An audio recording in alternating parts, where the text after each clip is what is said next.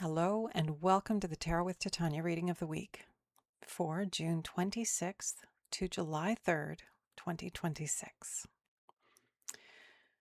I am on creative sabbatical this week, so this is going to be a short reading like last week's, just a one card pull to summarize the energy of the week and give us a sense of where we need to be putting our energy and our focus so we best navigate the energies of these times. A creative sabbatical, for those who are wondering, is an opportunity to have the house to yourself and all of your projects and get a lot done. So I'm enjoying my time, and I wish everyone could have a creative sabbatical. With that, let's close our eyes and take 3 nice deep breaths and get into this week's session. Pulling our energy into sync across time and space.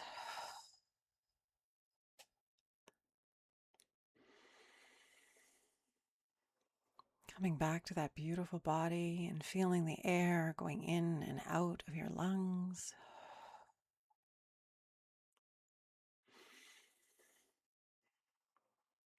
And with that third exhale, I invite you to imagine a tree root coming down out of the base of your spine, going deep down into Mother Earth and grounding you here and now in this present moment. Knowing that this tree root is not only anchoring you and grounding you, but it is also a conduit through which anything that no longer serves you can easily pass down into Mother Earth and become compost for your new good growth. Creator, this is your daughter Titania, and I'm here with all of your children, now and in the future, as we co-create this reading of the week for June 26th to July 3rd, 2026. My intention is to be a clear channel for the information we most need to receive right now, and to provide this in a manner that we will easily and effortlessly hear, understand, and integrate for our personal and our collective highest and greatest good. I'd like to invite my higher self and the higher selves of all those listening, as well as the 4 archangels, to come and hold the 4 directions around us, creating a sacred container of love, of light, of clarity, of wisdom, of healing, of intuition, of understanding and grasping and connecting to the broader, wiser part of us, so that we have the insight we need to be at our best, to have the discernment and the distinctions we need to flow in the best way possible in our lives. I'd like to acknowledge the overlighting Deva of the land wherever we find ourselves, for me at Heart's Home, and for you wherever you are in the world.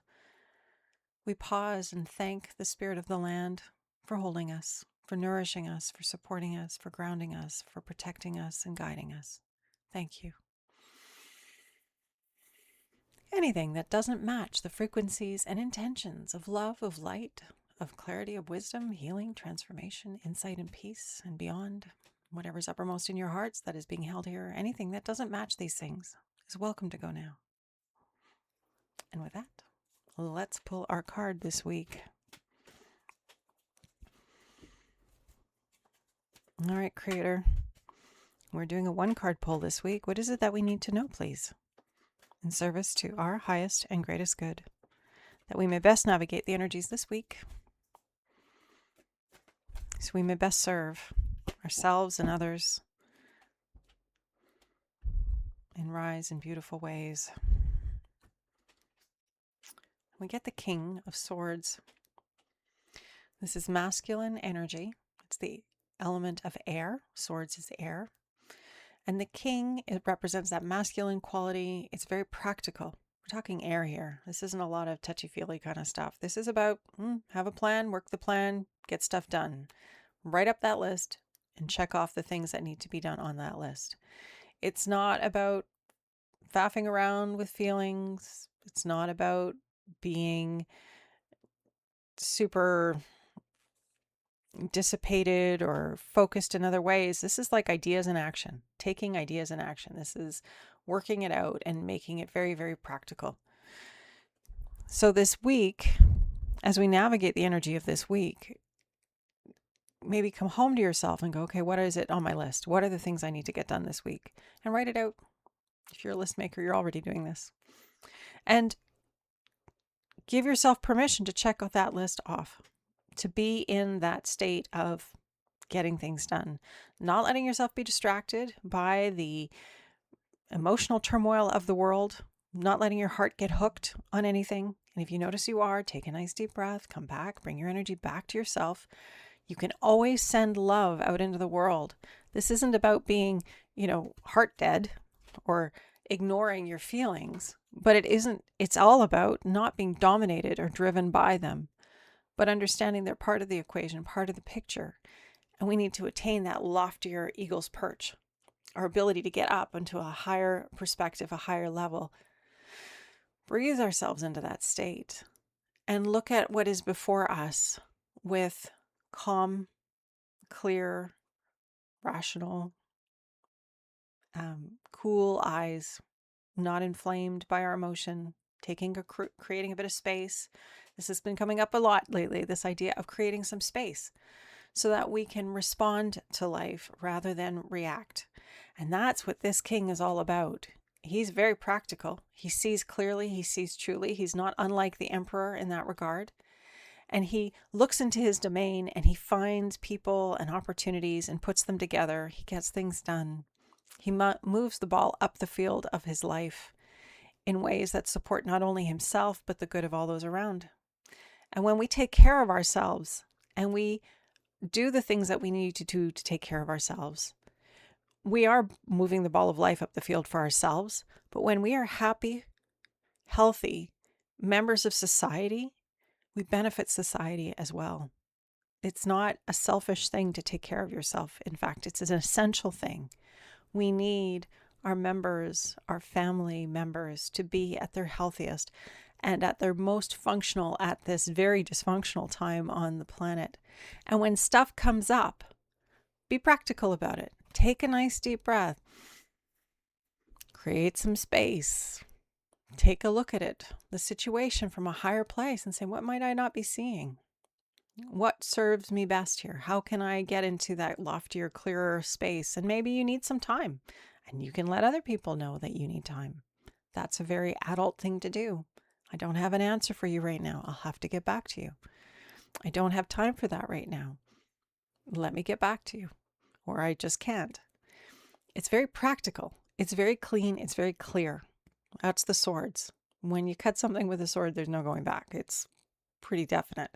So that kind of clarity, that kind of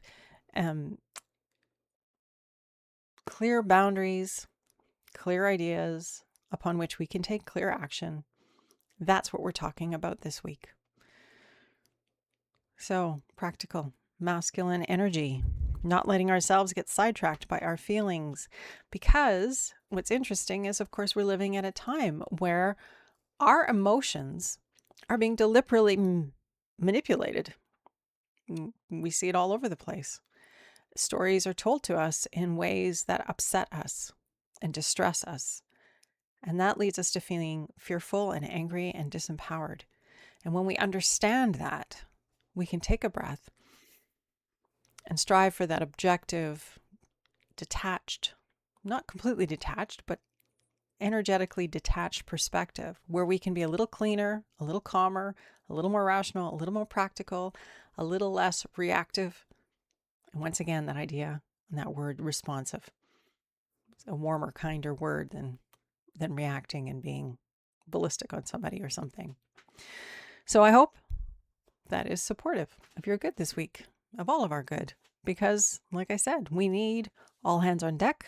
We need people happy, healthy, and thriving.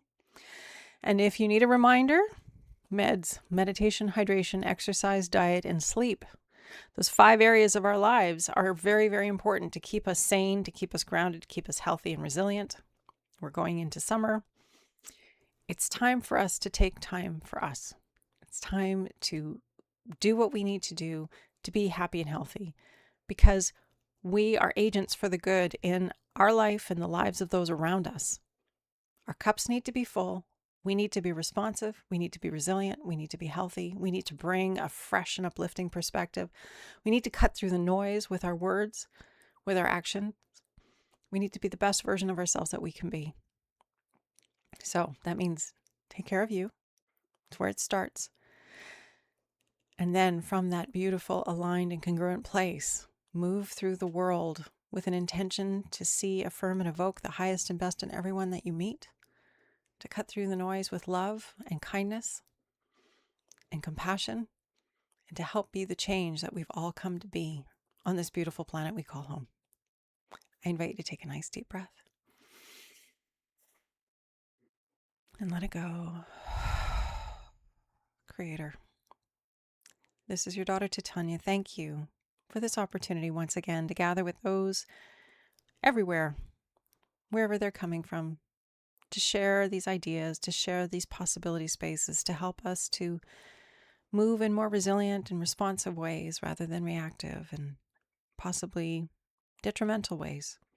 Help us to stay lofty, to have an objective perspective so we can be at our best. Help us to remember to take care of ourselves and to be aware of what it is that we need so that we can be of greatest service in this world, not only to ourselves, but to all those around us and to the larger whole, this human family and this beautiful planet with all life on her. I am so grateful for the opportunity to gather. Thank you, Creator, for my life, for this opportunity to be of service, and thank you for being here. I look forward to seeing you next week. If you would like your very own reading, I am available. I'm making exception for those. My information is down below, or you can go to my website. The link is there, www.titania.ca, Titania.ca. And I would be delighted to meet with you online or in person if you are coming to my little island. I look forward to seeing you next Friday. I wish you a beautiful week of staying clean and clear, supporting yourselves in whatever way is necessary for you to attain that, so that you can move beautifully forward in your life and in the lives of those around you, being a clearing for the good in the world, because ultimately that's what we all each came to be, a clearing for something beautiful, loving, kind, wise, gentle, compassionate, peaceful. We're here to do it differently than has been done before. And I am so grateful for each and every one of you who is rising to this. Thank you for walking with me and for adding your energy to mine so we can do this every week. Have a beautiful week and a beautiful beginning to July. If you're in Canada, very happy Canada Day. If you're in the US, a very happy, what do you call it down there? Independence Day, right? I hope you have a beautiful Independence Day, and wherever else in the world, if you're celebrating, have a fabulous celebration. That's what this is all about, being in these human bodies and celebrating this incredible opportunity to be alive as a human at this time. I'll look forward to seeing you later. Much love and light. Bye for now.